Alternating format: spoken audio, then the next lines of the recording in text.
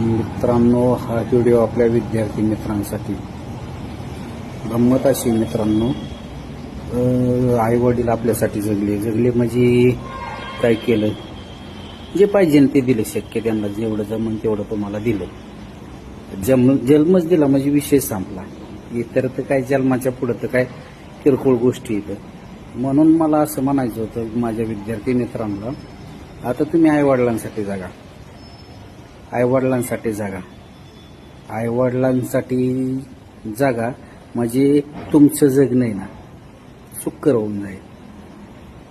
आणि आईवडिलांसाठी जगायचं म्हणजे आपण सक्सेस व्हायचंय जीवनात, म्हणजे आईवडिलांना समाधान.